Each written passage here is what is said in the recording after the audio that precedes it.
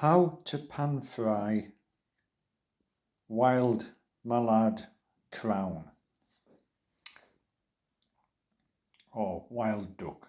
So once you've crowned the bird, we'll do another video on that another time.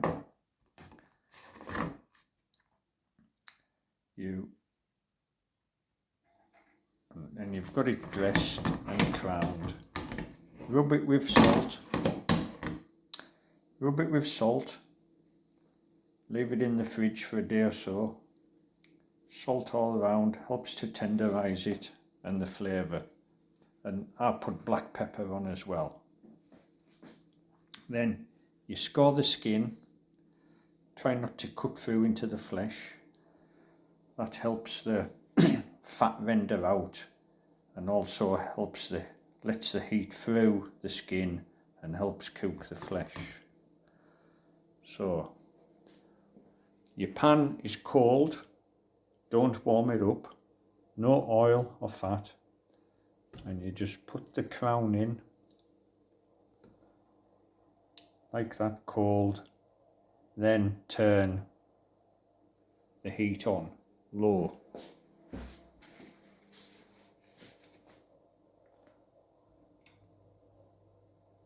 Just put that on low now. This has been on low now for a long time. I've just gradually increased the heat. You can just see a little bit of fat starting to come out.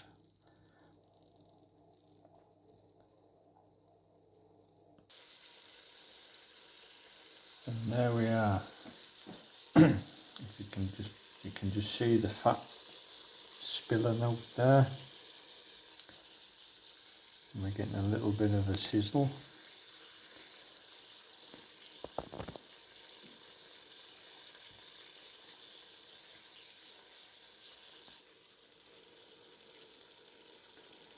The fat's just rendering away there. Nice and slow and low. It's starting to smell nice.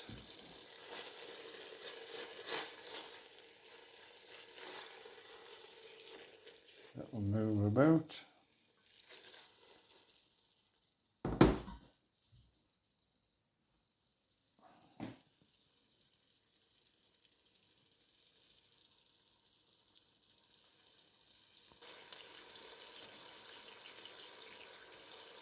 Nice and slow.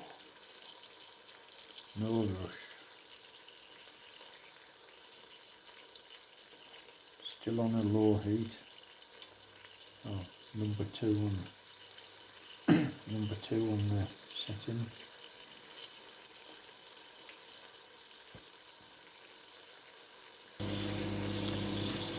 Coming along nicely.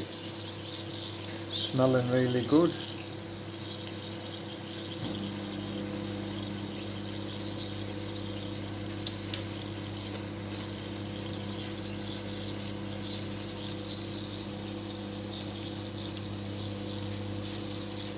Now that could have been in for about 30 minutes by now already.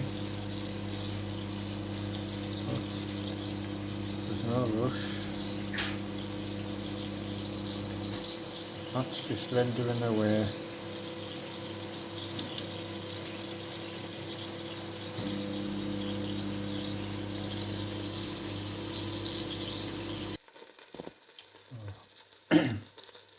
I've just turned it on its side for a little bit.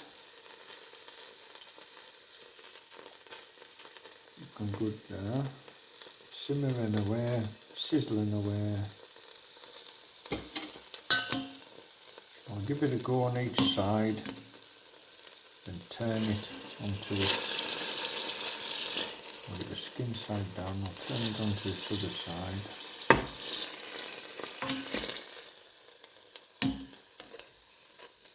When I've crowned it, I've left those bones there that come down. I've got a little bit of meat on them. Might be worth taking them off next time, I don't know.